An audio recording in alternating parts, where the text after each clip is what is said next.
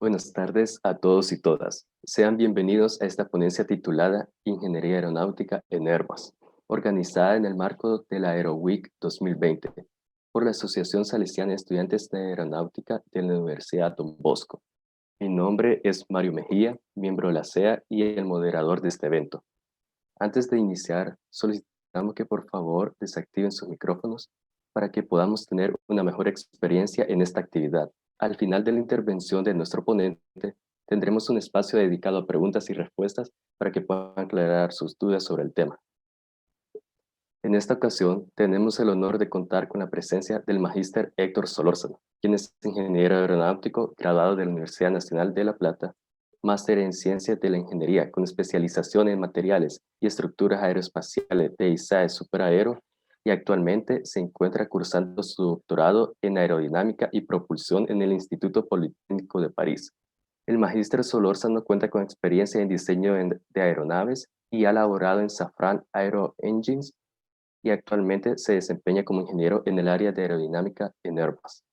Le damos la más cordial bienvenida. Adelante, magíster Solórzano. Buenas tardes, me escuchan todos, ¿no? Primero, bueno, quiero agradecer la invitación. La verdad para mí es un placer estar acá con ustedes. Me siento emocionado también por compartir con personas que están interesadas en todo lo que es la aeronáutica, sobre todo en la región. Y también pues muy alegre viendo la iniciativa de nuestros países para poder crecer en esta pasión, porque realmente es una pasión que tenemos todos y que sé que la comparto con todos los que están estudiando allá.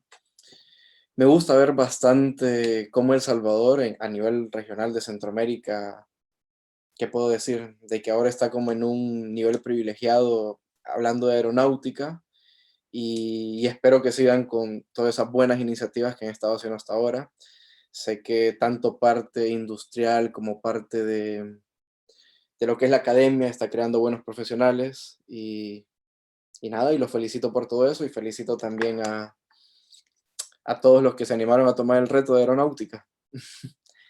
Es difícil, pero es bonito. Así que les doy muchas gracias por la invitación y les reitero que es un placer para mí estar acá. No sé si podemos comenzar o hay algo pendiente todavía. No, ahorita ya puede Ok. continuar.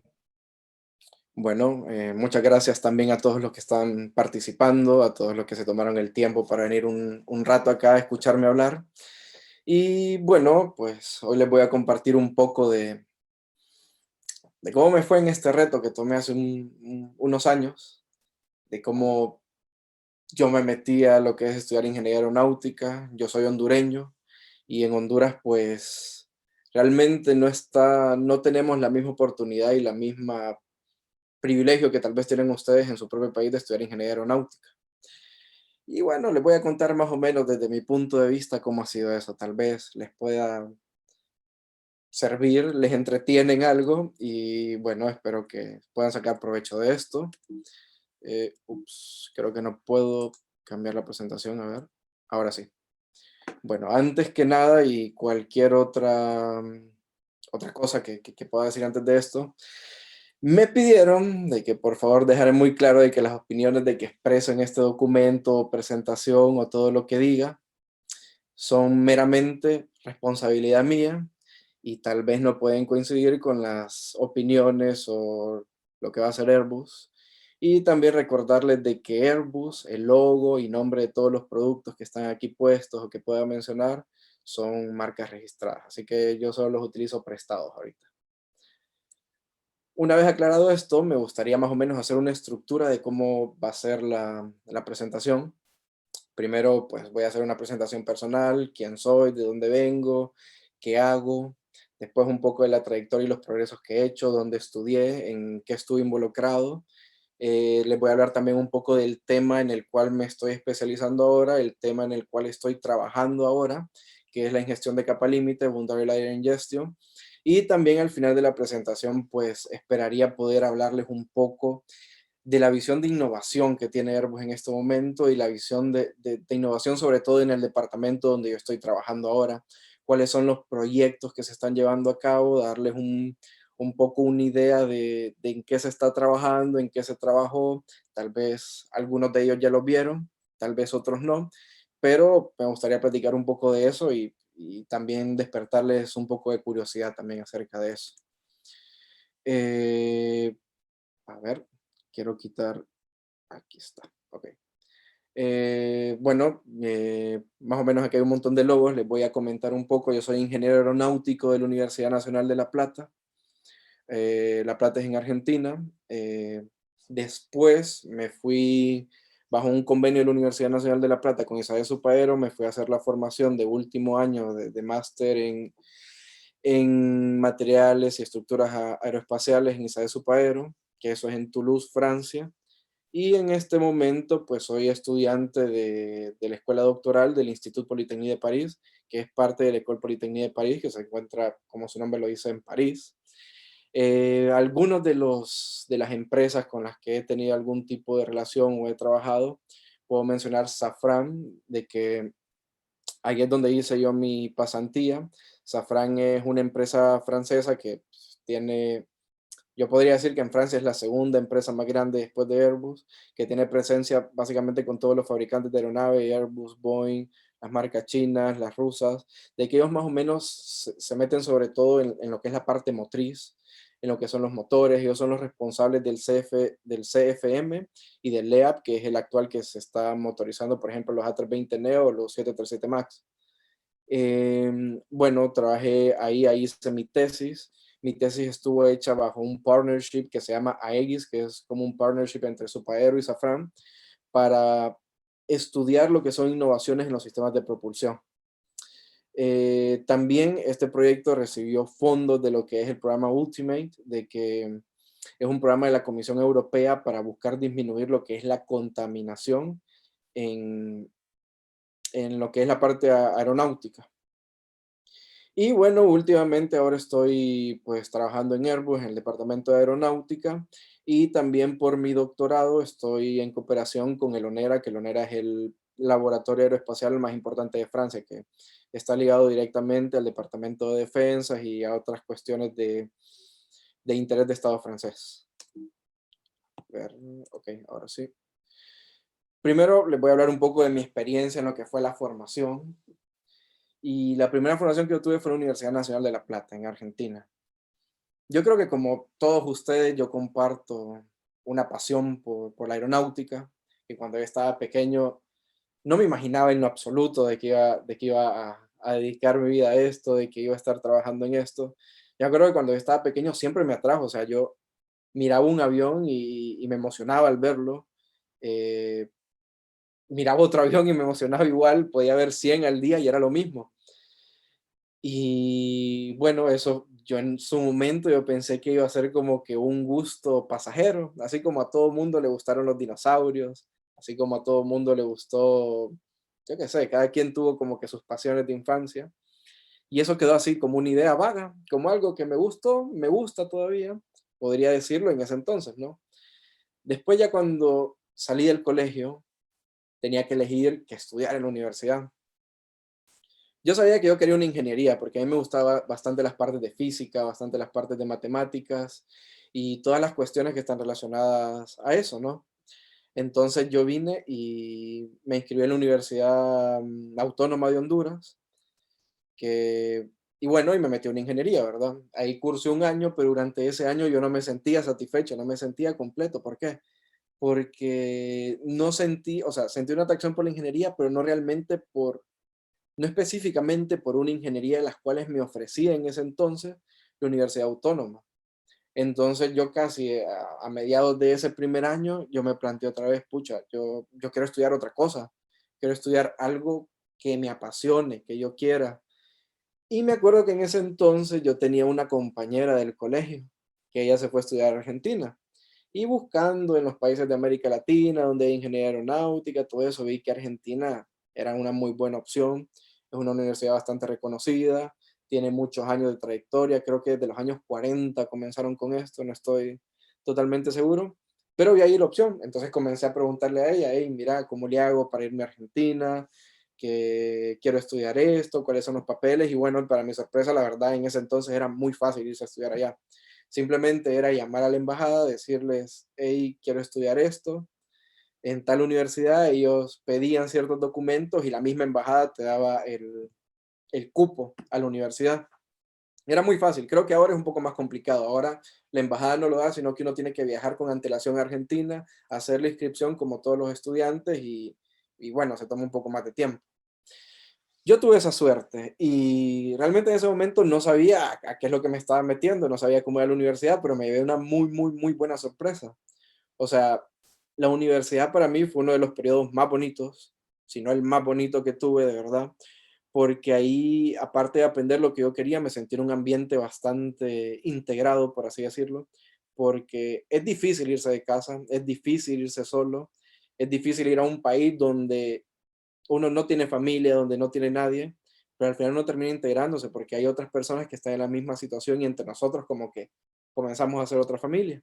Y también hablando meramente de lo que es la universidad, me gustó mucho la experiencia de que allá, o sea, tiene un nivel bastante alto, bastante exigente en lo que es la parte teórica y todas esas cuestiones, pero también tienen una buena parte práctica que de verdad te enseña no solo a poner en práctica lo que ya sabes, sino que a pensar de una manera distinta, a plantearte otras preguntas, a pensar de una manera distinta en general.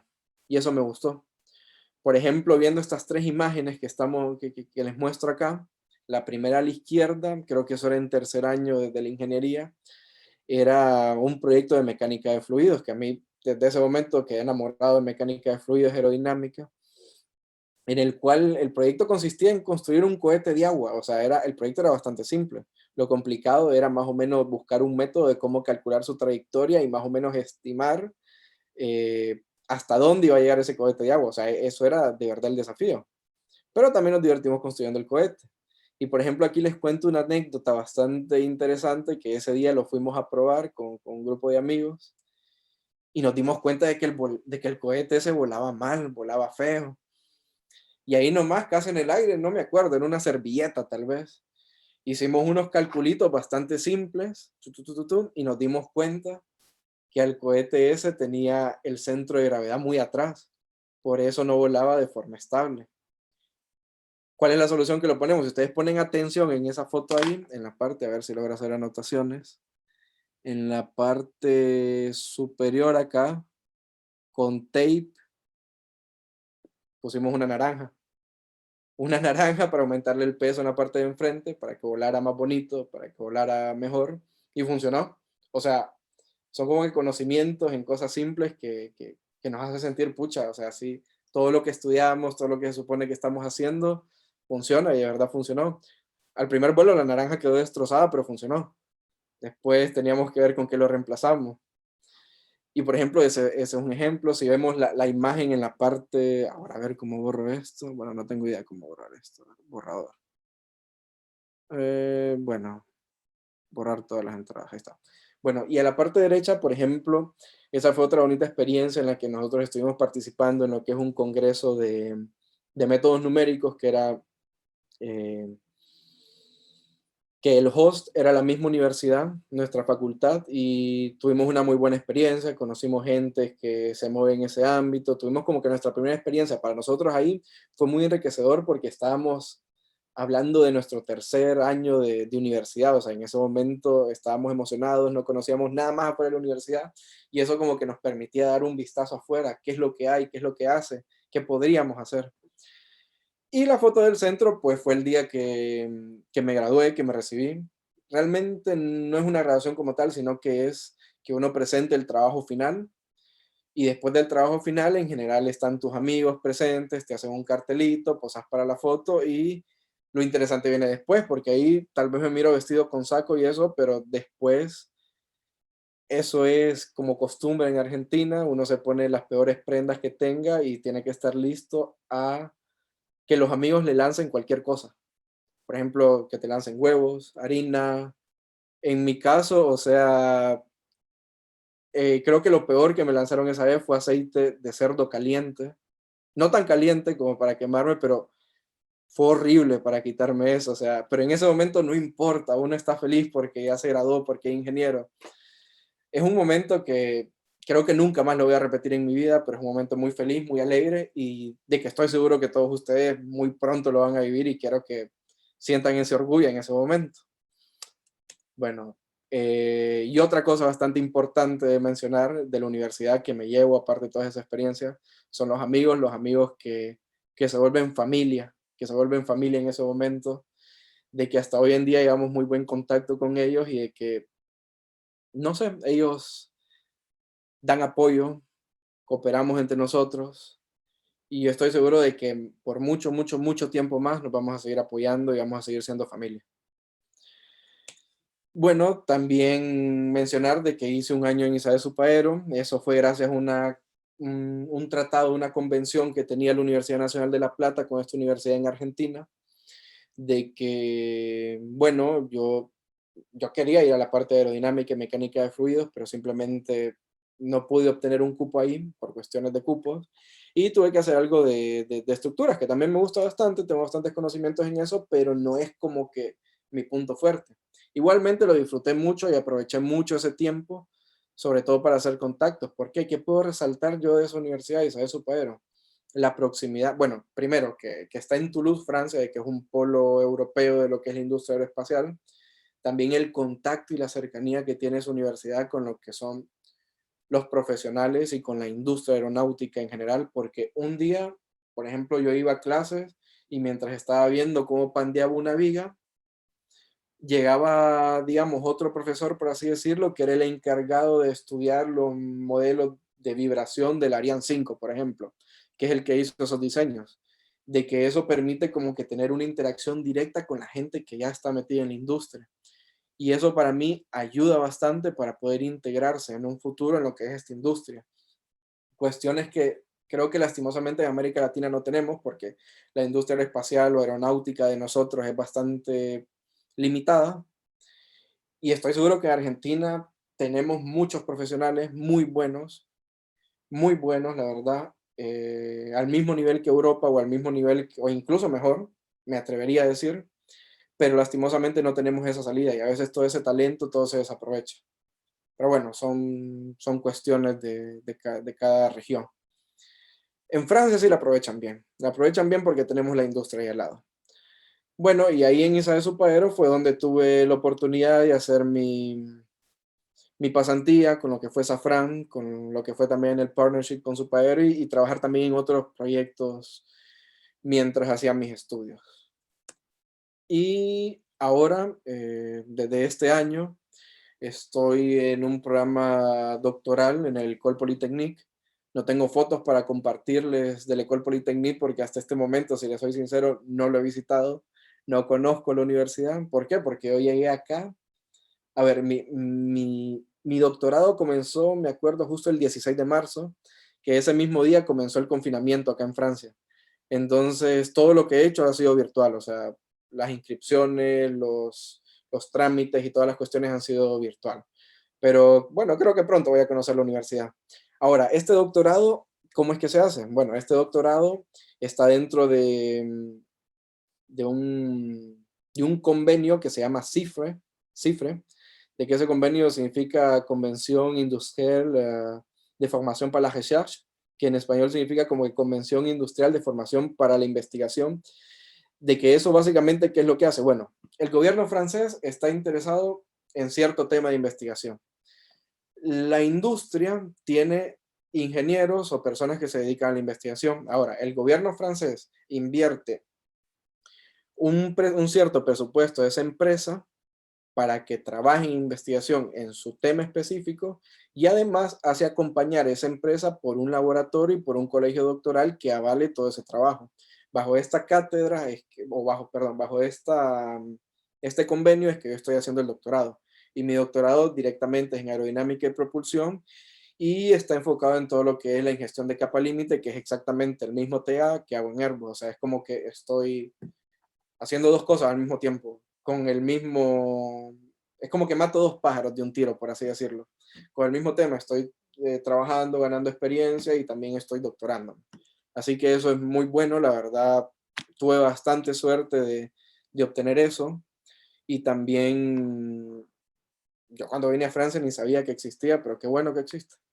qué bueno que existe. Y bueno, ahora hablar un poco de mis intereses. Creo que ya lo mencioné un par de veces hace un momento que mi interés es la mecánica de fluido, la aerodinámica, todo lo que es la parte numérica, también me gusta la experimental. Las vacas no son tanto de mi interés, pero porque está bonita esta vaca, o sea, yo estaba buscando algo para mostrar, porque obviamente todo lo que voy a mostrar acá está disponible en internet. Pues no sé por qué tengo el borrador. Pero esta vaca me pareció, o sea, bastante loco quién se tomó el costo de hacer esto.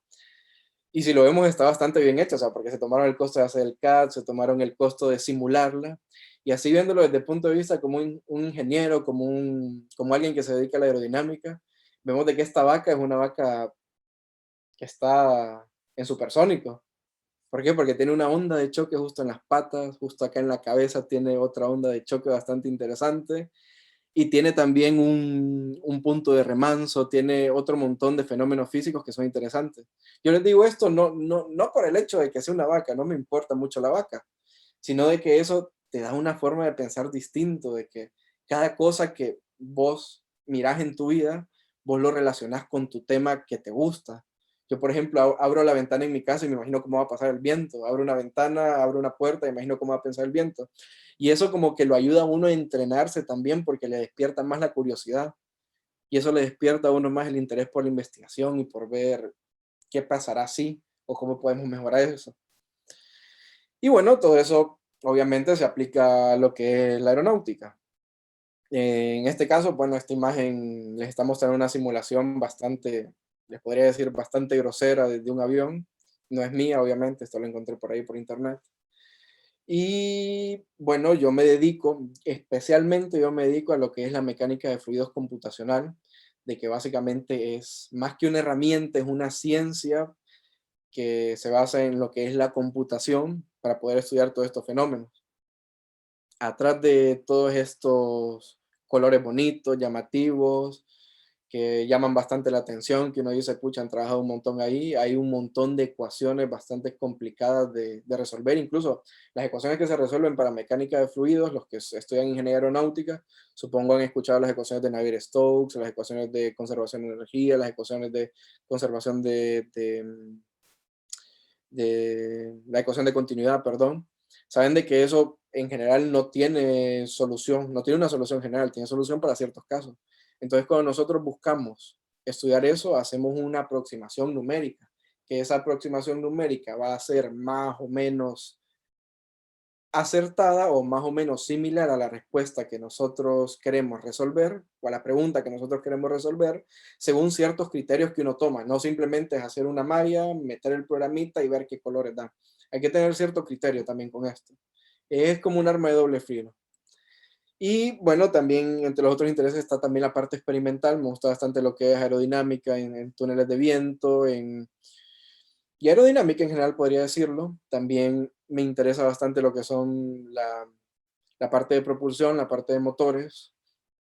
A mi preferencia general me gusta más lo que es la aerodinámica externa de los motores, todo lo que es el nacelado y todo lo que es la entrada del motor en sí. La parte interna me gusta, me interesa y cuando hablo de la parte interna me refiero más a la parte como que el estudio de los diferentes etapas de compresión, las cámaras de combustión y todo eso. Es interesante, pero no es mi tema en específico. Yo soy más la aerodinámica externa y la parte de los motores exteriores, más que todo el intake. Y bueno, más o menos ahora les conté dónde estudié, qué me interesa, y ahora más o menos les voy a contar o presentar cuáles son los proyectos o los trabajos en los cuales me he desempeñado un poco. La primera experiencia que yo podría decir es en la misma universidad, en La Plata, de que yo les comenté que La Plata, la verdad me gustó bastante y es bastante interesante porque ahí nosotros podemos poner en práctica lo que aprendemos. Yo comencé como ayudante alumno de la cátedra bueno, comencé y eso fue todo lo que hice ahí, como ayudante alumno de la cátedra de mecánica de fluidos.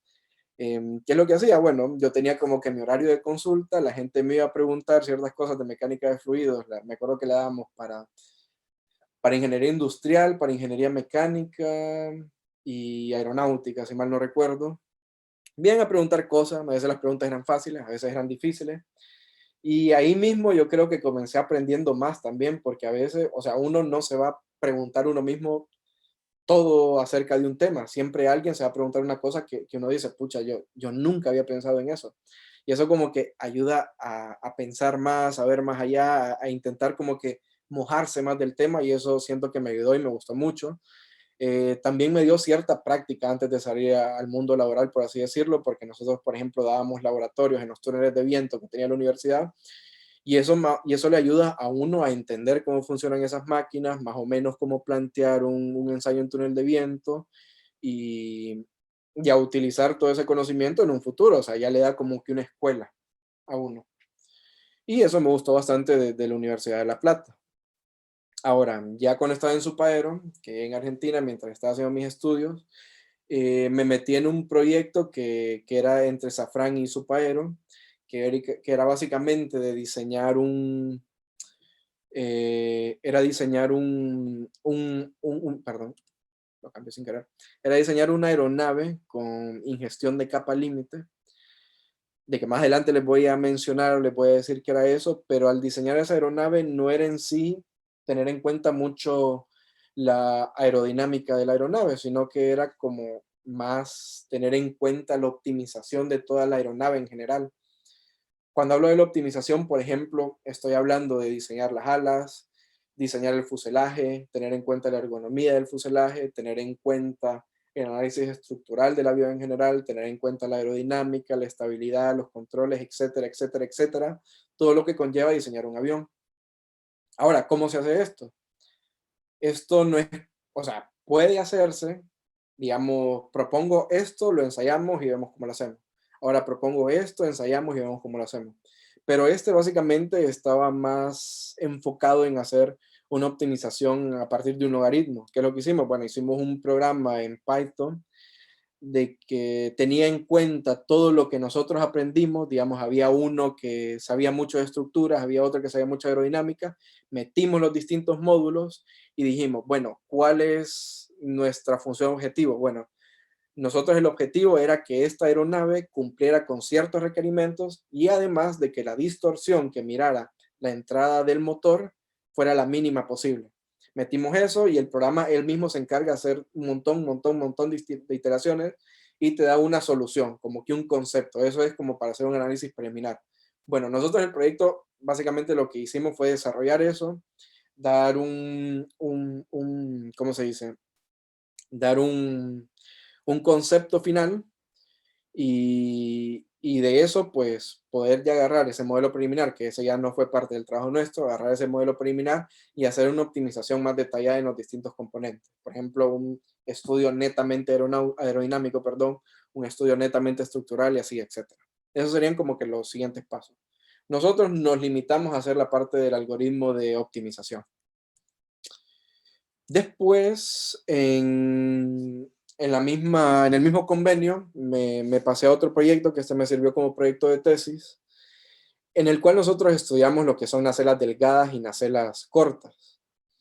Para ponerlos un poco en contexto, ¿por qué es interesante este proyecto? Por ejemplo, nosotros podemos ver ciertas aeronaves, vemos un 737-200, de que si ustedes ven los motores tienen un diámetro mucho más pequeño, son más alargados. ¿Esto qué quiere decir? Bueno, que esos tipos de motores tienen un bypass radio, que bypass radio es la relación entre el aire que pasa por todas las etapas del motor, o sea, la cámara de combustión, la turbina, los compresores, y el aire que pasa en la parte exterior, o sea, solo pasa por el fan y sale directamente como empuje. Ahora los motores están teniendo una relación de bypass radio mucho más grande. Esto quiere decir de que hay más flujo que pasa directamente en la parte externa, o sea, en la parte solo del fan. ¿Qué es lo que pasa con esto? Bueno, de que los nuevos motores cada vez tienen un diámetro más grande y al tener este diámetro más grande implica de que tenemos mayor superficie mojada, mayor drag generado, que drag es resistencia al avance del avión, mayor peso estructural en general del avión y acarrea varios problemas. Sí, al aumentar el diámetro mejora en general la performance del motor, pero se ha afectado en muchos otros aspectos que tal vez nos pueden poner una sombra en ese mejoramiento que nosotros tenemos. ¿Qué es lo que se propone acá? Bueno, simple, utilizar nacelas más cortas y más delgadas. Si utilizamos nacelas más cortas, más delgadas, disminuimos lo que son todos estos problemas. Pero, ¿qué es lo que pasa? Bueno, lo que pasa con este tipo de nacelas es de que son propensas a no comportarse de una, ¿cómo decir?, de una manera eficiente. Por ejemplo, si nosotros tenemos una nacela corta, a ver, ok, si nosotros tenemos una nacela corta en posición de despegue, o sea, cuando el avión tiene una velocidad cero, justo antes de comenzar a agarrar velocidad, ¿qué es lo que va a hacer el flujo? El flujo va a venir por acá el aire, va a ser una línea, y justo cuando quiera dar esta vuelta para entrar el motor, se va a desprender. Al desprenderse, aquí vamos a tener recirculaciones de flujo. De que esas recirculaciones de flujo van a disminuir muchísimo la performance del avión y en el peor de los casos vamos a tener un fenómeno que se llama efecto de bombeo en el cual se va a revertir el flujo y probablemente ese motor va a estallar y se van a quemar un montón de componentes, que un motor es muy, muy caro y eso es lo último que queremos tener. No solo en esa condición, sino que se da también en condiciones en las cuales tenemos un alto ángulo de ataque, que vemos de que el flujo viene muy transversal a lo que es la dirección axial del motor, en condiciones también en las que teníamos un bajo flujo másico y en condiciones de viento otra vez, de viento cruzado. ¿Qué es la solución de que nosotros propusimos para eso? Bueno, directamente propusimos, a ver, ahora voy a intentar borrar esto, utilizar una ranura, una geometría variable para lo que es la entrada del motor. ¿Qué es lo que hicimos? Bueno, nosotros a ese motor le diseñamos lo que sería un slot, que es básicamente la misma idea que se aplican en las alas, para que eso nos ayude a mantener el flujo lo más pegado posible a lo que es la nacela. Hicimos varias simulaciones, hicimos varias etapas, vimos de que el modelo es bastante viable, sacamos muy buenos resultados con eso y validamos lo que es la idea. Validamos de forma numérica. Ahora, bueno, yo desde que dejé ese proyecto, porque terminé mi pasantía, se limitaba a eso, creo que seguirían, los siguientes pasos sería hacer como que un demostrador experimental de la idea y hacer las mediciones y validaciones de las simulaciones que hemos hecho hasta ese momento. Con eso, digamos de que yo ya terminé mi pasantía y ya puedo dar el siguiente paso. Ahora, ¿cuál es el siguiente paso? El siguiente paso que di fue que encontré una oportunidad en Airbus, de que un día yo estaba así, no sé, no me acuerdo qué estaba haciendo, la verdad. Me meto a la página porque yo me metía de vez en cuando, ya iba a salir, necesitaba buscar un trabajo y eso, ¿no? Miro yo de que había un puesto para un ingeniero que se dedicara al BLI. Yo ya tengo la experiencia con el proyecto de Safran y de que se dedicara directamente a estudiar el efecto de ese BLI y que después en un futuro también aplicara lo que son geometrías variables para controlar el flujo, que era exactamente los dos temas que yo había hecho. Y yo dije, no hombre, qué suerte tuve. Y de la nada, o sea, mandé mi currículum por la página de internet y ese mismo día, bueno, Airbus cuando están contratando, lo primero que hacen, te mandan una confirmación por email de que te dicen, estamos interesados, queremos hacer una entrevista online. Bueno, esa entrevista online, creo que te dan como 5 días, es bastante fea, no me gusta porque es como un programa que viene y te hace preguntas, sí, preguntas normales como cualquier entrevista normal, cualquier entrevista de recursos humanos, pero el problema ahí es que uno está solo, uno le dicen por ejemplo, de qué se siente orgulloso en su vida. Tiene una espera de 20 segundos y ahí tiene un minuto que se va a grabar el video, o sea, a los 20 segundos va a comenzar a grabar la cámara y uno tiene que explicar de qué se siente orgulloso en su vida, o sea, y solo tiene una oportunidad, no es como cuando uno está hablando con otra persona, que es un ir y venir la conversación, que uno puede divagar un poco, puede hablar, que por aquí, que por allá, no, no, eso es bastante, bueno, al menos a mí me pareció como que bastante estresante un poco, no me gustó eso. Pero bueno, una vez, yo me acuerdo que hubo una pregunta que yo contesté cualquier cosa, lo que sea. ¿Por qué contesté cualquier cosa? Porque la entrevista me acuerdo que era en inglés y en francés, te hacen las dos. Y me preguntaron algo en francés porque también ellos quieren ver tu nivel de francés. Yo no sabía qué significaba una palabra, no sabía, y yo respondí cualquier cosa, ya ni me acuerdo qué pregunta era, pero respondí cualquier cosa. Y bueno, pues tuve suerte de que al final sí me agarraron. Después de hacer la entrevista esa online, te llaman una entrevista con el que sería el manager del departamento, que esa estuvo muy buena, me cae genial mi manager desde el primer momento, es una persona muy activa, es realmente un líder, es genial, la verdad, o sea, me sentí como que muy a gusto hablando con ellos. Y al final hacen una última entrevista de recursos humanos, que más que recursos humanos está como que puesta a la parte, ¿qué diré? Como que la parte psicológica, ver cómo respondes, cómo actúas en ciertas cuestiones.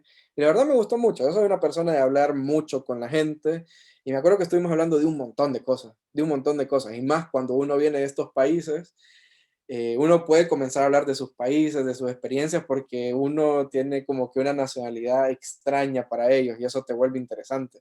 Así que ahí les tiro un tips. Eso les vuelve interesante hacia ellos. Y bueno, gracias a Dios pasé eso. Se hizo un montón de, ¿cómo decir? Se hizo un montón de papeleo, trámites y 6 meses después ya estaba contratado ya. 6 meses después, ¿eh? No es que un día para otro, 6 meses después. Bueno, ya estando acá, pues comencé con la parte de lo que es el BLI. Acá en Airbus yo estoy directamente en un departamento que por sus siglas se llama IGACT, que cada sigla obviamente quiere decir en qué parte estoy. Por ejemplo, la letra I dice que estoy en ingeniería, G significa Flight Physics, A de aerodinámica, C de Components y T de Toulouse.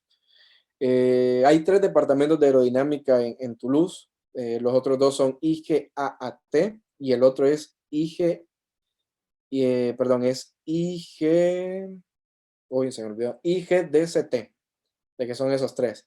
IGAAT, que no es el mío, es otro, se dedica directamente a lo que es la aerodinámica aplicada. Ellos trabajan en lo que son la aerodinámica de los aviones actuales. Más que todo de los aviones actuales, cómo mejorar un poco eso. IGACT, nosotros nos encargamos también un poco de los aviones actuales, pero también estamos metidos en todo lo que es la parte de innovación e investigación en aerodinámica, ya viendo a futuro. También mi departamento, una parte del departamento se dedica a hacer, bueno, nosotros le llamamos concesiones, no tengo idea si es la misma palabra en español, no lo sé. De que esas concesiones básicamente es cuando hay alguien de mantenimiento aeronáutico o una empresa grande que quiere hacer ciertas modificaciones que están fuera del manual. Todas esas modificaciones se tienen que enviar al fabricante y el fabricante lo distribuye entre los diferentes departamentos según quien le compete, ¿no? Bueno, entonces a nosotros nos llegan como que esas modificaciones también. Yo personalmente no me encargo de eso, yo me encargo en la parte de investigación y de diseño. Y bueno, y el otro departamento que es IGDCT, siempre me olvidan las siglas porque son un poco distintos, se encarga de todo lo que es el desarrollo de software y de que está ligado a la parte de aerodinámica. Y nosotros que estamos en investigación trabajamos mucho con ellos y bueno, y se encargan directamente de ellos. Ya son como que los 3 departamentos de aerodinámica que hay ahí, que hay en Toulouse. Bueno, ahora ya saben de que estoy en Airbus, que trabajo un poco en la innovación de sistemas aeronáuticos, de innovación en aviones, innovación en general.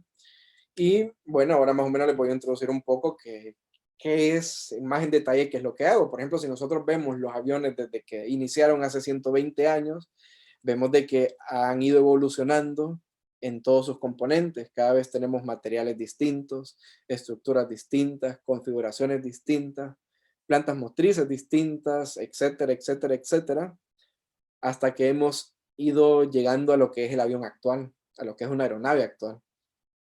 Y si nosotros vemos los diferentes fabricantes de aviones, vamos a ver al menos aviones de este tipo, que son aeronaves de civiles de grandes dimensiones, vemos de que casi todos los aviones han ido convergiendo a lo que es un diseño general.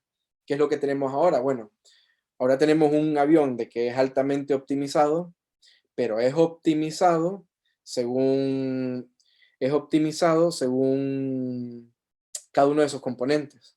Por ejemplo, nosotros tenemos una optimización en lo que es el fuselaje, otra optimización en lo que es el ala, otra optimización en sistemas de propulsión, etcétera.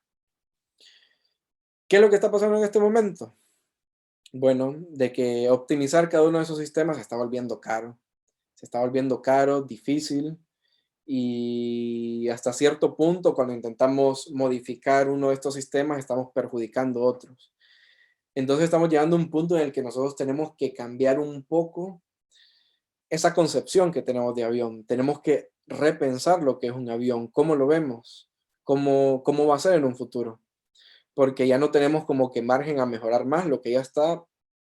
Es como cuando, no sé, es una combinación, es un ejemplo bastante absurdo, pero es como que cuando íbamos con carretas y con caballos, que pensábamos cómo hacer que el caballo corra más, cómo vamos a hacer que el caballo corra más o que vaya más distancia. No se podía, o sea, hay que pensar en otras soluciones. Y a eso es lo que nosotros estamos pensando, eso es lo que nosotros estamos enfocados ahora mismo. Em, por ejemplo, acá, y obviamente toda esa evolución va de la mano con uno de los problemas principales que hay ahorita, que es el cuidado del medio ambiente, la contaminación que genera. Realmente la contaminación que genera la industria aeroespacial en el mundo no es tan grande, creo que en emisiones de dióxido de, perdón, sí, de dióxido de carbono anda alrededor del, entre el 2 y el 3%, no es mucho, hay muchas industrias que son muchísimo más contaminantes, pero también nosotros estamos comprometidos a lo que es el cuidado del medio ambiente. Por ejemplo, esta gráfica que es sacada de un informe del IATA, nos dicen qué es lo que esperan de nosotros los fabricantes de aeronaves de aquí al 2050. ¿Qué es lo que se espera? Bueno, en el 2009 se plantearon esto. Si nosotros no hacemos ningún cambio, simplemente la curva de emisiones, obviamente esta curva es cualitativa, no hay nada cuantitativo acá. Si nosotros no hacemos ningún cambio, nuestras emisiones de CO2 van a ir aumentando, aumentando, aumentando. No hay otra forma. Puede que nosotros bajemos esa pendiente mejorando los componentes que tenemos ahora, lo que yo les digo, pero eso no va a ser suficiente. Vamos a tener todavía una pendiente ascendente. ¿Qué es lo que se busca? ¿Qué es lo que se propone? ¿O qué es lo que se quiere? ¿Cuáles son las metas que se propuso? Se propone primeramente del periodo del 2009 al 2020 hacer una mejora en eficiencia en promedio del 1.5% en cada año del avión en general, de todo el avión, una mejora del 1.5% en lo que es la utilización de combustible y la emisión de gases. Después del 2020 se espera tener, o sea, ya en este punto en el que estamos ahora, se espera tener una huella, se espera no tener una huella de carbono en, en lo que es toda la parte aeronáutica. ¿Qué es lo que quiere decir no dejar una huella de carbono? O sea, de que nosotros producimos el 2019, perdón, para darles un ejemplo, no tiene nada que ver con las cifras, 50 toneladas de carbón, de dióxido de carbono. Que el 2021 sigamos produciendo esas 50, ya no produzcamos 51, 50 es nuestro límite. Así podemos decir, bueno, ya no estamos dejando más huella de carbono. Pero eso tampoco es suficiente. Entonces, más o menos como para el 2035 se espera poder comenzar a disminuir esa producción de dióxido de carbono.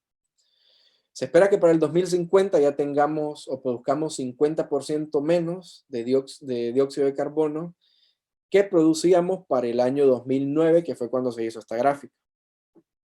Hasta ahora podemos decir, estamos acá en el 2020, hasta ahora podemos decir de que más o menos hemos ido cumpliendo con estas expectativas, con estas metas que tenemos, pero hace falta trabajar más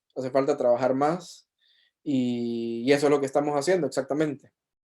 Creo que en este punto no podemos decir de que no estamos dejando una huella de carbono, porque sí la estamos dejando, se está intentando no dejar y se está trabajando en eso. A ver, ahora quiero borrar todo esto. Disculpen las pausas porque me cuesta un poco borrar, no sé por... Ok, ahí está. Bueno, estamos trabajando para disminuir el dióxido de carbono, el monóxido de carbono. Ahora, ¿cómo se trabaja en esto? Bueno, el mismo informe del IATA nos dice que podemos afrontar este problema desde 5 puntos distintos. Bueno, primero viendo cuál es el combustible que utilizamos, cómo podemos cambiar eso. También podemos ver cómo podemos mejorar en nuestras operaciones diarias como aeronave. podemos ver cómo cambiamos nuestras infraestructuras para poder mejorar lo que es la eficiencia de una aeronave.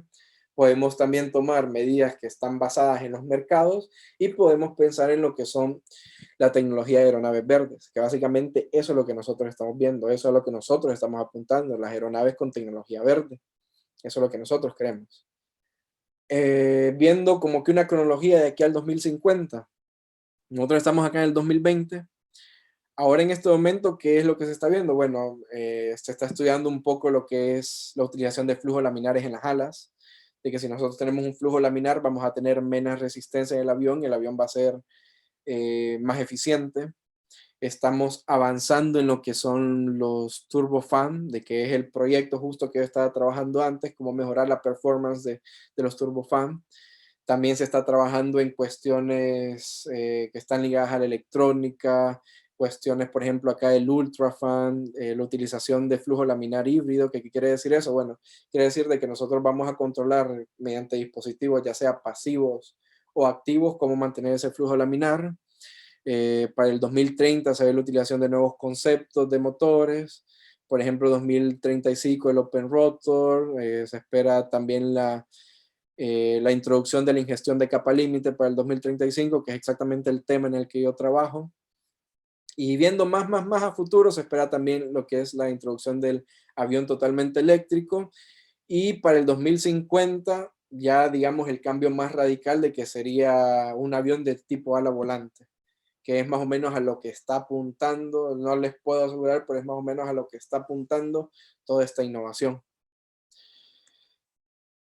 Por ejemplo, acá les muestro una foto de un proyecto que lleva a cabo Airbus que se llama Maverick, que creo que a inicios de este año se dio a conocer, ya tiene un montón de años trabajando en ello, pero a inicios de este año se dio a conocer y que más o menos está apuntando hacia esa dirección.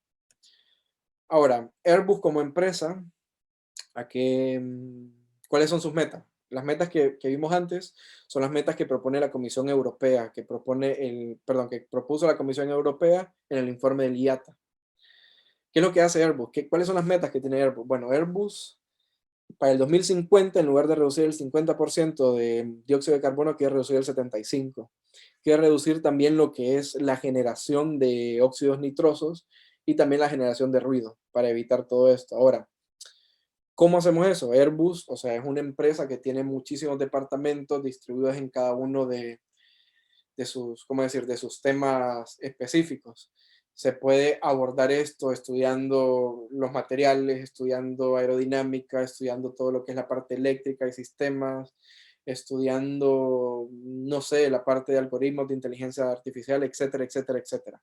Hay un montón de departamentos que están trabajando todos juntos para llegar a lo que es estas mejoras.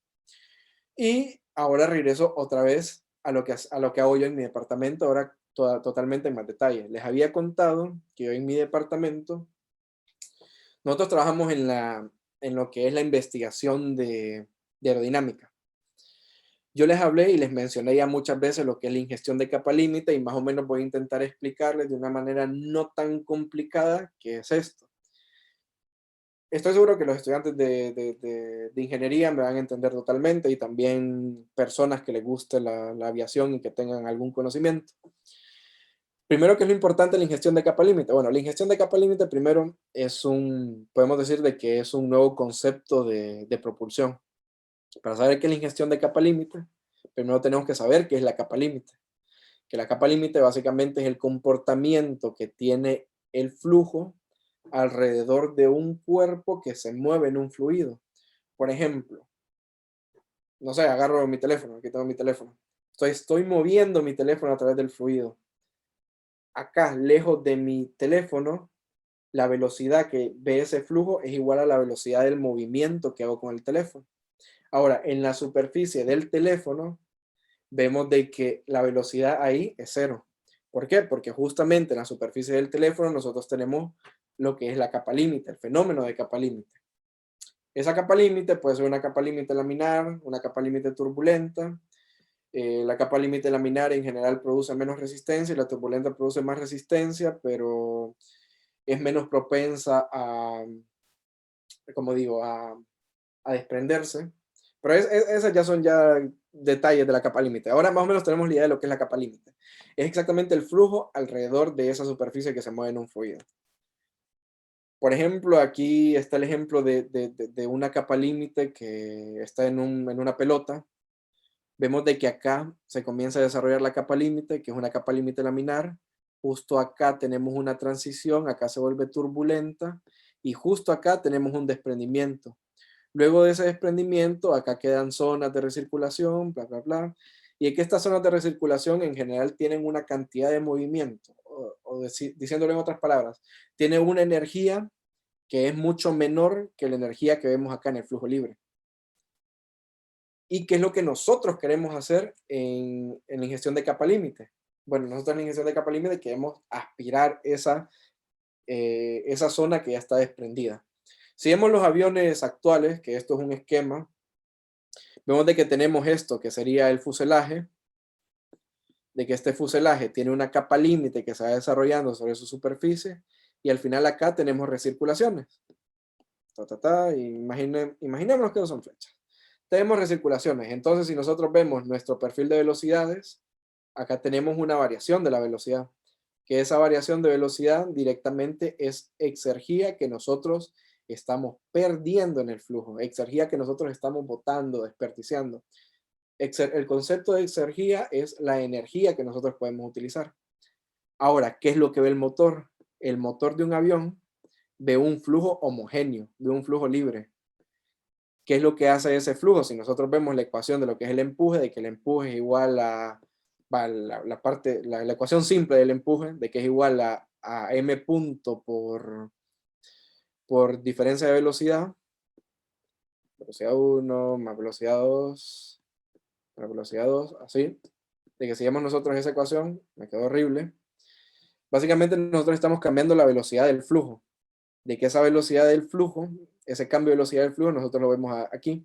Ahora, si nosotros vemos la exergía, también estamos desperdiciando exergía. ¿Por qué? Porque le estamos metiendo energía al flujo sin poder aprovechar eso. Ahora, ¿qué es lo que espera la capa límite? Ve la ingestión de capa límite. La ingestión de capa límite lo que quiere es todas estas zonas de recirculación, aspirarlas, aspirarlas directamente del motor. Y si recuerdan la ecuación que escribí antes de que el empuje era el flujo másico multiplicada por el cambio de velocidad que ve ese fluido, ese cambio de velocidad va a ser todavía mínimo.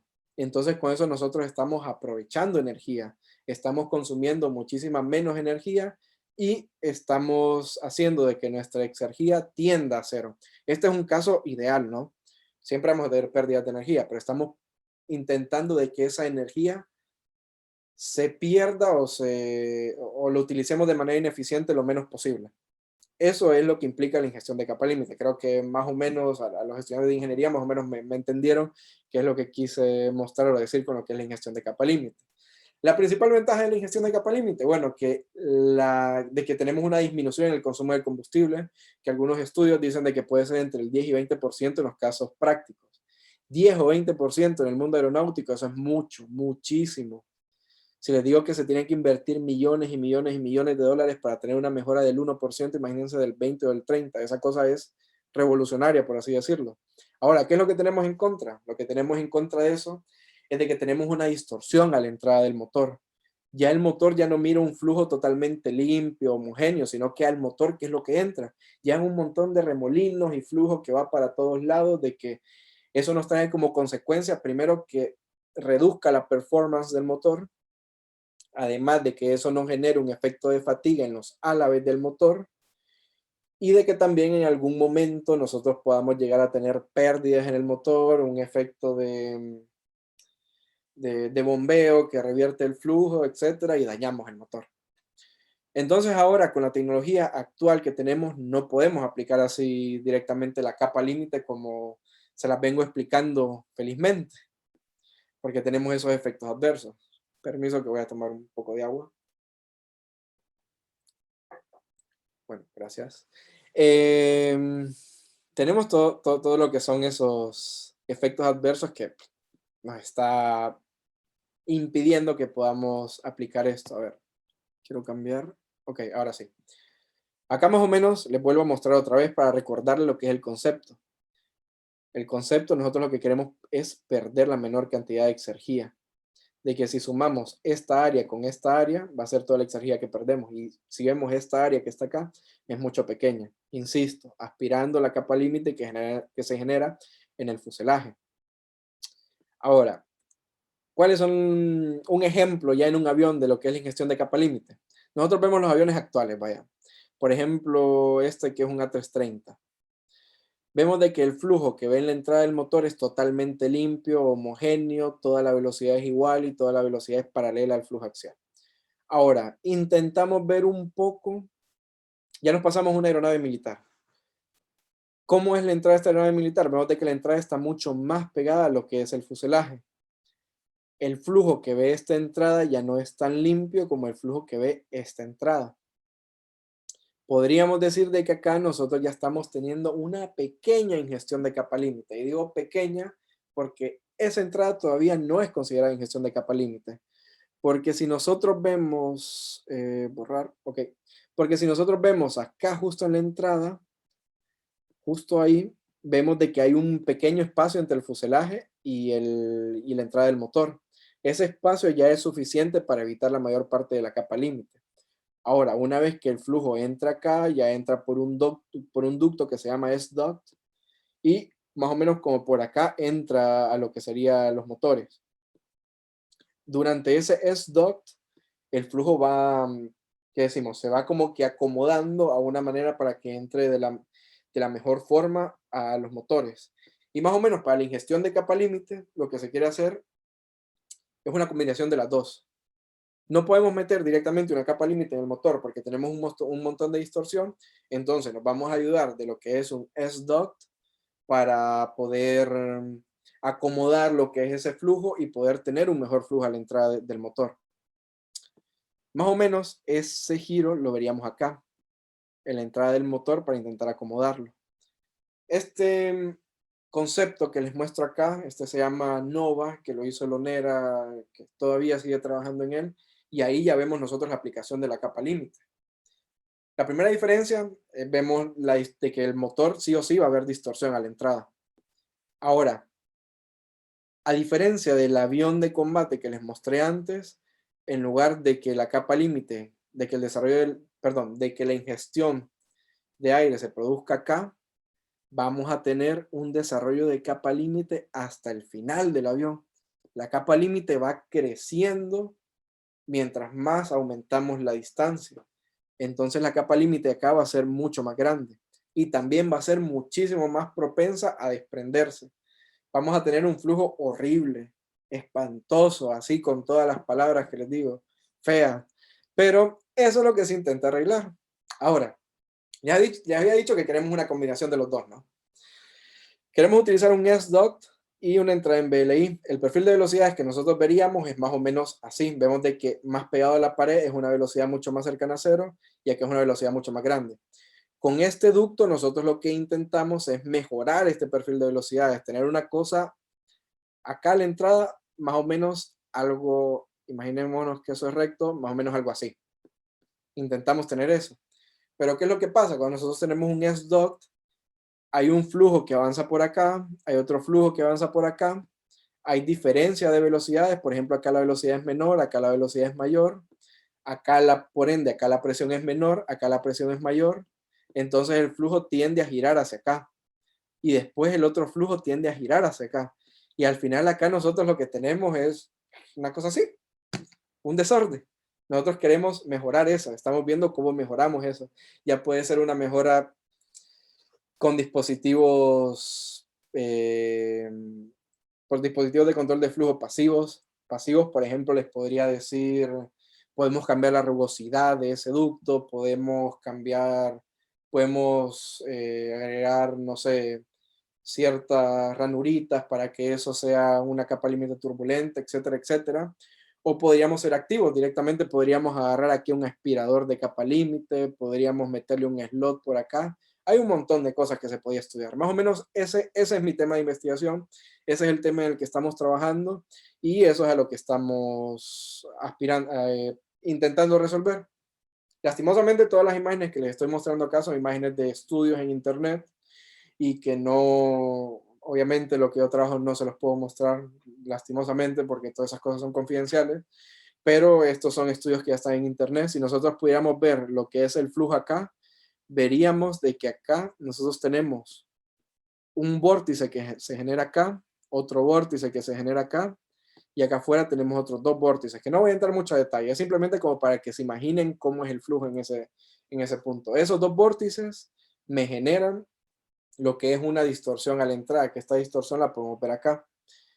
Esto, lo rojo, es flujo como viene en el ambiente, o sea, es flujo bueno, y esto otro es flujo ya distorsionado, de que al final de eso nos termina aspirando las alas, las aspas, perdón, del fan, y cada vez de que pasa por esta región, ve una carga, y cuando pasa por esta otra región, ve otra carga, entonces eso nos va creando una vibración, nos va creando una fatiga, etcétera, etcétera, etcétera. Y eso es el principal problema. Por ejemplo, acá esto, si mal no recuerdo, es la distribución de presión total. Yo sé que ustedes no lo logran ver, pero yo sí logro ver acá claramente dónde está el vórtice, uno en esta dirección y otro en esta dirección. Y eso es lo que queremos mejorar, eso es el problema. O sea, esos dos vórtices son los que nos dan el mayor problema en esto de lo que es la capa límite, la ingestión de capa límite. Pero bueno, estamos trabajando en eso. Ahora, algunos proyectos de Airbus que aplican esto, que son conocidos ahora, los que todavía no han salido a la luz, no se los puedo decir lastimosamente, pero los conocidos, el primero es este concepto Nautilus, de que este creo que salió el año pasado, o sea, ya conocer el año pasado, en el cual este, a diferencia del Nova que les mostré anteriormente, este agarra la capa límite de todo el fuselaje. O sea, se supone que es todavía más eficiente. Y otro proyecto que es más reciente, básicamente sería el concepto de cero emisiones, de que si vemos lo que es el concepto más avanzado de los tres que presentaron, a ver, perdón, bueno, si vemos el concepto más avanzado, vemos de que en la parte trasera tiene también lo que es la ingestión de capa límite. Y si ponemos atención, no solo es ingestión de capa límite, ahí también hay otras innovaciones, como podría ser la propulsión distribuida. Eso quiere decir de que en lugar de tener dos motores grandotes que me generen mucho empuje, podemos tener 8 pequeños que me generen menos empuje. Eso es otra solución. También se podría tener lo que sería una propulsión eléctrica, y en este caso, que es lo que intenta presentar este concepto de avión de cero emisiones, de que se utilizan combustibles alternativos como lo podría ser el hidrógeno. Bueno, ahora más o menos ya les expliqué cuál es mi tema, en qué me estoy enfocando, cuál es mi investigaciones,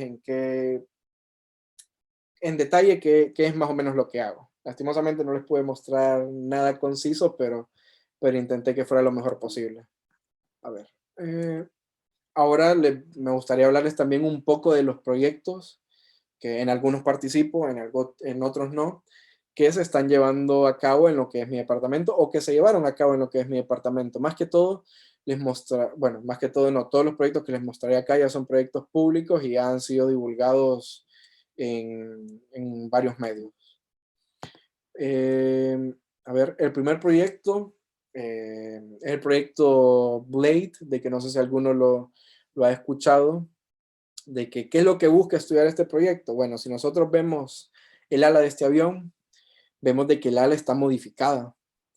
Es la parte exterior del ala tiene una terminación distinta. ¿Por qué? Porque nosotros acá normalmente tenemos una capa límite que es laminar, después tiene un punto que se hace una transición y acá ya se vuelve turbulenta. Cuando una capa límite es turbulenta, nos aumenta lo que es la resistencia de la aeronave. ¿Qué es lo que se busca en esta parte del ala? Lo que se busca en esta parte del ala es que toda la capa límite sea laminar. Al ser toda la capa límite laminar, estamos disminuyendo muchísimo lo que es el consumo de combustible, mejorando la eficiencia de la aeronave. Si nosotros vemos acá, esta ala tiene dos protuberancias. Tiene esta protuberancia acá y tiene otra acá. No sé si ustedes más o menos los de ingeniería se preguntan cómo hacen ellos para saber si la capa límite es laminar o la capa límite es turbulenta. Se hace poniendo una cámara acá, una cámara que detecta el calor. En general, cuando nosotros tenemos una capa límite laminar, nosotros tenemos una menor temperatura que cuando tenemos una capa límite turbulenta. Eso está directamente relacionado a la fricción que nos genera esa capa límite. Tenemos menos fricción acá en la parte delantera y más fricción en la parte trasera. Si nosotros tenemos una temperatura homogénea sobre toda esta ala, tenemos una temperatura homogénea sobre esa ala chiquitita ahí, vamos a tener una capa límite que siempre va a ser laminar. Entonces, la camarita que mide esas temperaturas va colocada acá.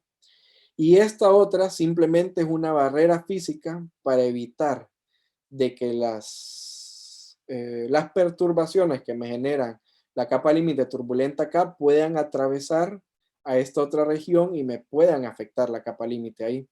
Básicamente eso es lo que hace esas dos protuberancias ahí. Creo que hay un videíto para que no se aburran tanto de verme o de escucharme hablar. Y bueno, ahí les doy el control a los moderadores.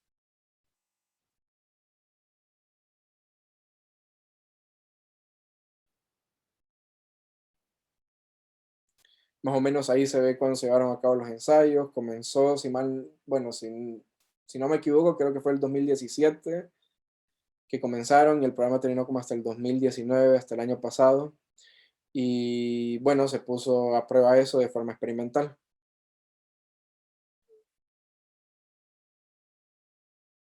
Todas las cifras que dicen ahí teniendo en consideración que todo el ala es laminar, no que solo las puntas, que todo el ala es laminar.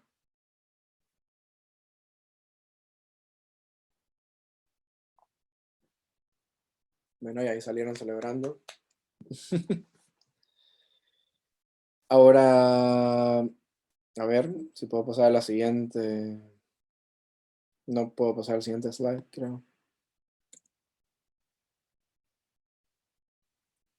A ver, ahora sí, perdón. Ahora otro proyecto bueno, que se está trabajando. El proyecto anterior, ese ya acabó, que acabó en el año pasado. Este nuevo proyecto, que es el UltraFan, básicamente implica mejorar lo que es la performance de un turbofan actual. Es lo mismo que yo les estaba comentando al inicio, de que en general ahora los turbofans intentan aumentar su diámetro para aumentar su performance general. Es exactamente lo que quiere hacer esto. Esto es un proyecto entre Rolls-Royce y que está trabajando Airbus también, en el cual eso es lo que van a hacer, van a aumentar el bypass radio, van a aumentar la relación de flujo que pasa de flujo secundario al flujo primario y con eso van a aumentar la performance general, de que como ya les expliqué, eso conlleva ciertas cuestiones perjudiciales y lo que se intenta hacer es minimizar en lo más posible esos efectos secundarios. Les recuerdo que esos efectos secundarios son la generación de fricción, la generación de lo que sería resistencia por toda la superficie mojada y peso que generaría el fan. Y bueno, después hay un videíto que es de Rolls Royce original, que me gustaría mostrárselos también.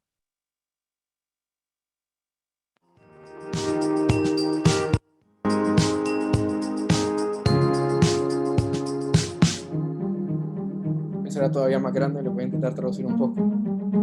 El GE9X, el motor del Boeing 777X. El Ultrafalcon Rolls-Royce tendrá un área soplante de 3.55 metros, será entonces muy grande, dice de que el usuario está en y de que la protección de los primeros halagos y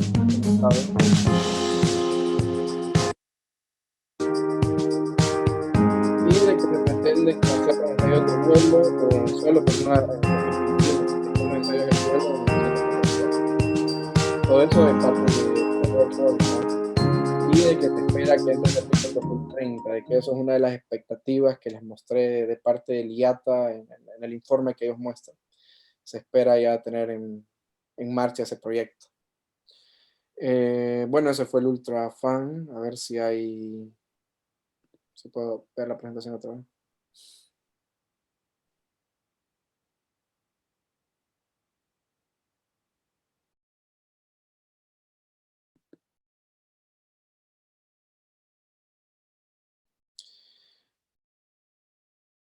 Bueno, aprovecho a tomar un poco de agua.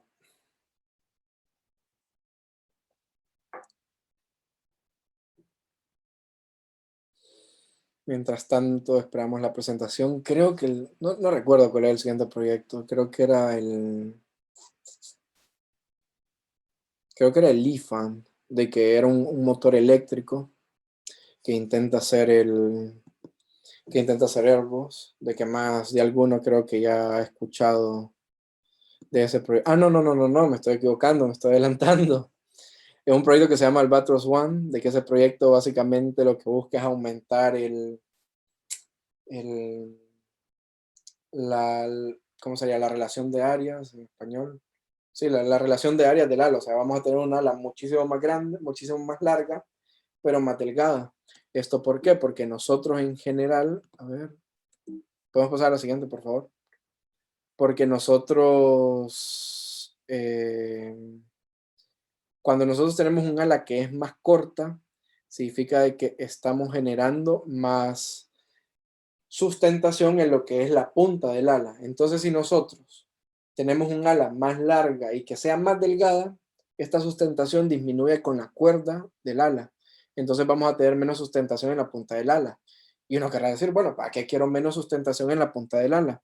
Quiero menos sustentación en la punta del ala para tener menos pérdidas en lo que sería la resistencia inducida, que la resistencia inducida son remolinos que se crean en la punta del ala que son directamente relacionados a la diferencia de presión que tenemos en la parte de arriba y en la parte de abajo. Entonces ahí nosotros estamos disminuyendo esa diferencia de presiones y estamos disminuyendo lo que es ese drag. De que eso básicamente está basado en lo que es la naturaleza, de que tiene su nombre Albatros One directamente por esa ave que es el albatros, el cual puede estar volando durante mucho tiempo sin siquiera aletear, porque es muy eficiente directamente a lo que es su relación entre la longitud y la cuerda de su ala. Ahora, eso decimos, bueno, es una solución bastante simple, pero solo porque lo estamos viendo así, pero tiene algunos problemas que hay que resolver también. Entre ellos podríamos poner un problema estructural, porque al tener un ala más larga, en general vamos a tener mayores momentos de flexión y torsión en lo que es el montante principal o la vía principal del ala.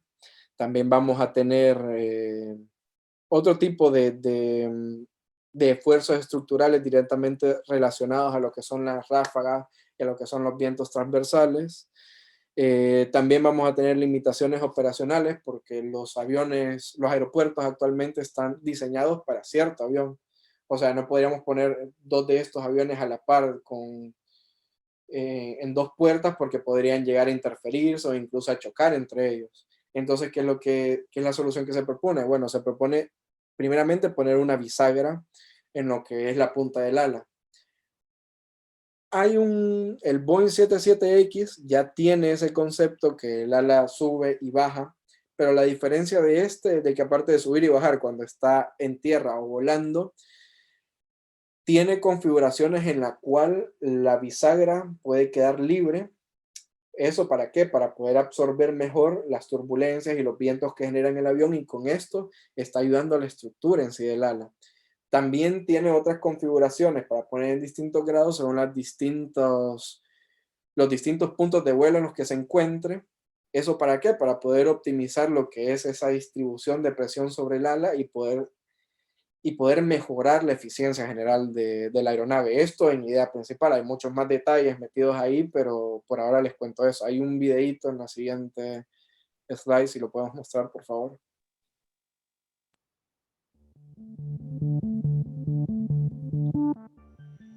Eso fue ya el ensayo de ese avión, y ahí van a ver las distintas fases que yo les contaba.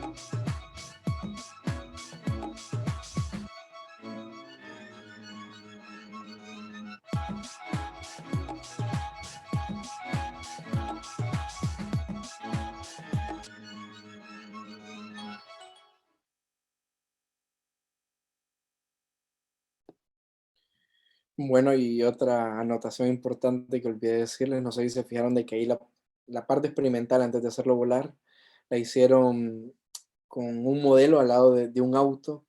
Esto es porque en los túneles de viento que están en Filton no cabía, o sea, la mitad de la aeronave no cabía porque el ala era demasiado larga. Entonces, entonces se las ingeniaron para hacer directamente los ensayos, poniendo el modelo anclado a un auto y en teoría funcionó bien. Todos estos son demostradores de tecnología, no son cosas que se vayan a poner en un futuro próximo. Ahora el siguiente proyecto sí es el IFAN, creo que mucha gente lo ha escuchado, de que esto, bueno, en la parte aerodinámica no tiene como que mucho, mucha cuestión. Directamente es un avión que es híbrido. En este caso, el IFAN, el primero es totalmente eléctrico, el cual es un pequeño avión que funciona a partir de electricidad totalmente y pues eso es la innovación. A partir de si pasamos al siguiente, se puso o se llevó a cabo lo que es el IFAN X, de que ahí sí tenemos como que más competencia en la parte aerodinámica, en el cual se utilizó un British Aerospace 146, que ese no es de fabricación de Airbus, en cual uno de sus motores se intentó o se reemplazó, porque ya se hizo, se reemplazó el turbofan que ya traía por un motor netamente eléctrico de 2 megawatts, que se supone genera el mismo empuje que el motor original. Este avión básicamente fue un concepto para demostrar la capacidad de generar un avión eléctrico. Se eligió este avión que no es de Airbus directamente por dos razones. La primera es por costos, porque no es un avión nuevo, porque es un avión relativamente barato, porque si algo sale mal, bueno, no estuvo tan caro. Siguiente también porque es un avión de 4 motores, que este avión en específico creo que solo con 2 motores es suficiente para que vuele, así si hay alguna falla del motor no sería algo tan catastrófico. Ahora, ¿dónde entra aquí la parte aerodinámica? La parte aerodinámica acá primero empieza estudiando cuáles serían los efectos directos que tendría las condiciones de vuelo normales de un avión, por ejemplo, así decir, crucero, despegue, aterrizaje, y las condiciones totalmente fuera de diseño, por ejemplo, un viento cruzado demasiado fuerte, un ángulo de ataque demasiado fuerte, ver cómo se comportaría en este caso este motor eléctrico, además también de ver cómo metemos todos los otros sistemas que están relacionados a la parte interna del motor, al avión en general. Por ejemplo, estos sistemas puede ser el sistema de refrigeración de los componentes, porque cuando tenemos un turbofan, todo ese flujo que pasa alrededor también sirve eh, para intercambiar todo ese calor que genera el motor. En este caso, no tenemos el motor ahí directamente dentro del motor, sino que lo tenemos dentro del fuselaje del avión. Cómo vamos nosotros a intercambiar ese calor, cómo vamos nosotros a tener todos esos sistemas listos en el caso de una falla, y más o menos esos fueron como que los desafíos que encontraron en ese proyecto. Este avión, o sea, simplemente es un demostrador de tecnología, es meramente experimental y no tiene, o sea, no se espera que esto vaya a llegar a un mercado en específico, simplemente es para probar las capacidades que se tienen. A continuación hay otro videíto, creo, de este proyecto. Si me pueden ayudar, por favor, y gracias.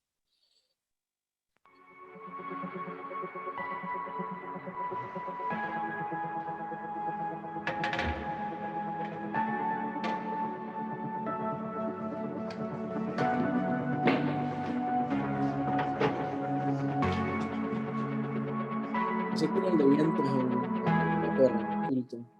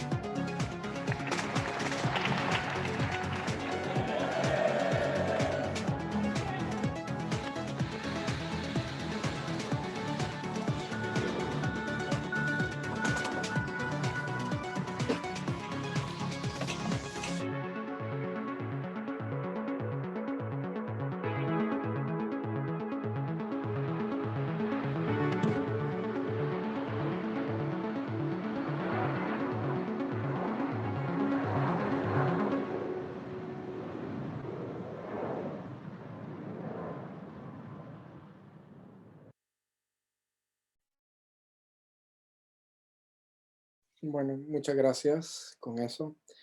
Yo ahorita estaba viendo la hora y creo que ya me pasé demasiado, así que lo siguiente los vamos a pasar muy rápidamente. Creo que no vamos a ver esos videitos. Ahí está en internet si los quieren ver. El siguiente modelo es este, el Maverick, de que ya lo habían visto en una diapositiva anterior, de que básicamente acá lo que se intenta estudiar es la aerodinámica de esta ala volante, y que más o menos es lo que apuntan las innovaciones en el futuro. Algunos de los desafíos que se tienen con esto, por ejemplo, puede ser la estabilidad, puede ser la integración de motores, puede ser em, la operación en los aeropuertos, porque los aeropuertos no están hechos para este tipo de aeronaves. Y los beneficios que genera esto es una reducción directamente del área mojada que tiene el avión. Cuando digo área mojada, es directamente el área que está en contacto con lo que es el flujo. Porque acá, en lugar de tener un fuselaje y las alas, tenemos directamente el ala, o sea, de que todo nos sirve para generar sustentación. No tenemos un fuselaje que simplemente es un tubo que va ahí y que no nos genera nada. Aquí intentamos como que aumentar y mejorar eso. Si pasamos a la siguiente, porfa. Y si quieren los videitos, los cortamos un poco para dejar espacio para las preguntas. Al final, pues se hizo un pequeño modelo a escala en el cual se voló y se verificó todo lo que es la aerodinámica en sí. Creo que este proyecto salió a la luz a inicio de este año, si mal no recuerdo. Bueno, ahora sí, pasemos al siguiente. Y el último proyecto que salió a la luz, que se está trabajando en mi departamento, es el proyecto de los aviones de cero emisión, de que básicamente es un concepto en el cual una de las principales características es que se va a utilizar hidrógeno como combustible. Tiene varias cosas en contra, varias cosas a favor. Si se fijan, acá muestran tres aviones distintos, porque esto solo es un concepto, porque en un inicio supongo que tendrán que hacer un estudio de cuál mercado es más conveniente para ese tipo de combustibles, o sea, si es bueno para aviones de larga distancia, de corta distancia, etcétera, etcétera. También las dificultades que conlleva la utilización del hidrógeno. Tenemos que saber de que el hidrógeno va a ocupar muchísimo más volumen dentro del avión, por eso nuestra capacidad tal vez de llevar pasajeros y llevar volúmenes en carga va a disminuir. Y acá, si podemos pasar a la siguiente, por favor, hay una aeronave que es bastante interesante y que es realmente donde estamos trabajando nosotros, que es en el en el ala volante, perdón, en el cual nosotros ahí tenemos lo que es la ingestión de capa límite, tenemos una propulsión distribuida. Se podría también ver como un motor eléctrico en el futuro, no lo sabemos. Y si nosotros nos fijamos en el concepto justo que está ahí en el medio, es como que una combinación entre la ingestión de capa límite y el ala volante que vimos en el proyecto anterior. Vamos a ver en el futuro qué sale y qué viene.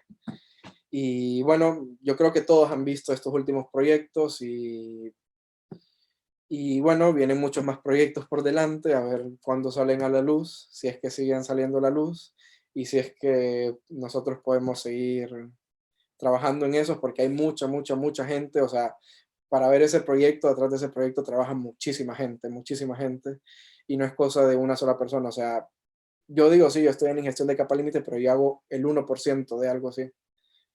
Y bueno, así que muchas gracias por esto. Creo que el video lo dejamos al final. Muchas gracias por el tiempo.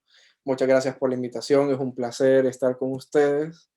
Y nada, y los felicito por la excelente organización del evento, de verdad. Y quedo abierto para sus preguntas. Ya puede ser del tema, no puede ser del tema. Puede ser una pregunta de cualquier cosa personal, lo que sea, siéntanse libres. Quedo a su disposición y muchas gracias.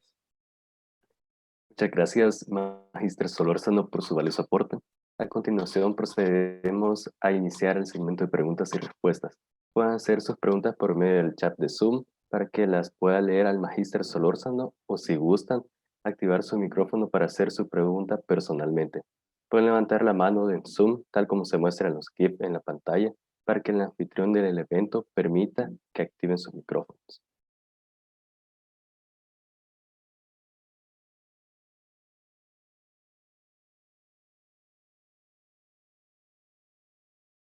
Ok, no sé, ustedes leen las preguntas, ¿no? O las Bueno, responden voy a directamente. leer una de las que está aquí. Ok, Es de Carlos Serpas. Dice, hola, ¿Qué requisitos pide Airbus para trabajar con ellos? ¿Y podría un ingeniero aeronáutico proveniente de la UDB calificar para trabajar con ellos? Buena pregunta. Pues, a ver, requisitos como tal, no creo que vayan a discriminar a alguien. En general, Airbus ahora intenta dar como que un aspecto bastante global culturalmente. Intentan tener personas de distintas nacionalidades, intentan tener más mujeres, y así que creo que nuestras nacionalidades para ellos son bastante atractivas en ese punto. Creo que las únicas limitantes que se podría encontrar, o que podría yo encontrar en este caso, primero, para ir a trabajar en Airbus Francia, creo que el primer problema tendría que ser el francés, porque van a pedir que hable francés sí o sí. Puede que se pueda ir a Airbus en otro país, pero en Francia van a pedir francés. Y, y la otra limitante que podría encontrar sería la validación del título entre distintos países. Eso ya es cuestión no sé, de los tratados que hayan a nivel educativo entre los distintos países. Y otra limitante que tal vez podría encontrar, no sé si es limitante, pero es cuestión mucho de suerte, que a mi parecer no es lo mismo buscar un trabajo desde el otro lado del mundo directamente ahí, a estar ya directamente en el lugar. O sea, digamos, vos acabas de salir de ingeniero en la Universidad Don Bosco y querés directamente trabajar allá, va a ser complicado. ¿Por qué? Porque no estás allá. Para mí, si puede servir, no sé, como que un consejo, sería bueno como que buscar alguna razón por la cual estar en esas ciudades, por ejemplo, sacar un máster, por ejemplo, estudiar cualquier cosa allá. Ya con el hecho de estar allá, ya te sube muchísimo, muchísimo, muchísimo la probabilidad de poder encontrar un trabajo en ese tipo de empresas. Y bueno, creo que eso es todo. Bueno, Gracias por la muchas pregunta. gracias. Va.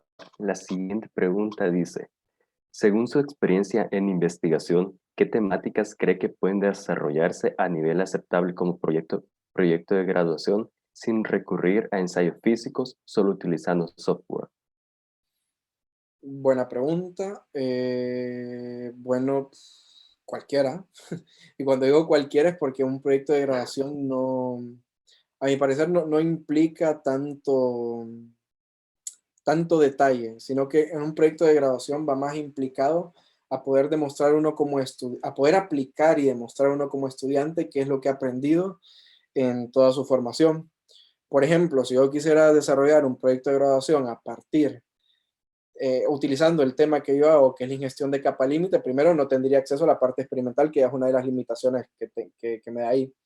Si quisiera hacerlo utilizando solo software, tengo dos métodos. Tengo lo que sería un software numérico, netamente numérico, que sería una aproximación, o buscar un software que me dé una solución analítica al problema. Si yo me voy por la parte numérica, ¿cuál es la primera limitación que tengo? La primera limitación que tengo es que en general, con mi computadora o en general con las computadoras que tiene la universidad, no son suficientes para que me den una capacidad de cómputo para poder resolver este tipo de problemas. Porque les puedo decir, a mí, yo para resolver un cómputo en Airbus me tomo un día que estoy esperando a que lo resuelva. Ahora, si eso, porque haciendo cálculos con la cantidad de CPUs y la cantidad de procesos que puedo llevar en paralelo, si yo hice un día, me dije, bueno, si lo quiero hacer en mi computadora, ¿cuánto me tardaría? E hice el cálculo y me tardaría más o menos 7 meses en hacer ese mismo cálculo. Así que no es algo como que muy aceptable. Esa es una limitación que se tiene. Ahora, el proyecto de la ingestión de capa límite también lo podrían hacer utilizando otros métodos analíticos. Por ejemplo, en aerodinámica hay método de paneles, el cual utiliza ciertos criterios o ciertas limitaciones a partir de la cual uno puede decir, bueno, puedo asimilar esta superficie como distintos paneles, la discretizo, voy viendo cómo cambian las presiones, a partir de esos cambios de presiones puedo más o menos predecir cuál va a ser el desarrollo del flujo ahí, y, y ahí ya tenés ya una aproximación o un prediseño de cómo sería la capa límite para ese proyecto. O sea, ¿qué es lo que quiero decir con esto? De que realmente casi casi todo el tema que te interese lo puedes hacer así, porque antes de tener todos estos programas numéricos, antes de tener todo lo que es la experimentación, nosotros tenemos parte teórica, que en esa parte teórica nos tendríamos que basar para demostrar eso. No sé si más o menos quedó claro o si le di mucha vuelta, pero es simplemente buscar las herramientas. Siempre hay una alternativa. Ahora, si ya se quiere pasar a otro nivel, digamos, querés publicar un artículo científico con eso, ahí sí ya tenés que validar y tenés que buscar otros métodos para poder decir de que lo que hiciste es válido. Y creo que con eso ya. Gracias, ingeniero. Bueno, quiero aprovechar para hacer una pregunta también. Hace poco escuché sobre un proyecto que tenía Airbus también, que se llamaba, permítame, City Airbus, que se supone que serían en taxis voladores autónomos, pero que leí que no habían tenido mucho éxito, pero nunca supe cuáles fueron como las razones, motivos. No sé si conoce este proyecto. Sí conozco el proyecto, lo he visto, mi apartamento no tiene nada que ver, según sé. Básicamente creo que son los departamentos que se encargan de control de vuelo y todas esas cosas que llevan a cabo eso, ¿va? No tengo idea, la verdad. No tengo idea qué pasó con el proyecto, qué futuro tiene, o si todavía sigue vigente. Yo creo que ese es uno de los proyectos que, va, es mi opinión, no estoy seguro que eso pase o que eso haya pasado. Ahora estamos en una crisis en toda la industria aeroespacial y obviamente Ujú. se recorta un montón de presupuesto para ciertos proyectos. Creo que ese proyecto es uno de los proyectos que probablemente se vio, si podemos decirlo así, sacrificado por eso. No estoy seguro, no lo sé. Pero creo que se vio así porque, por ejemplo, para los proyectos que nosotros tenemos, que es de innovación en nuevas aeronaves, nosotros recibimos bastante dinero y bastante, ¿cómo se dice? Budget, recibimos bastante dinero de lo que es la parte del gobierno de que está intentando desarrollar esa área.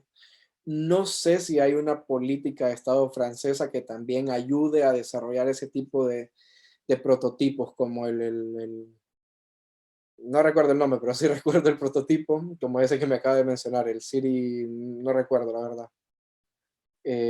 O sea, creo que a nivel de Estado y a nivel de empresa no es tan prioritario como estos que estamos planteando en el departamento.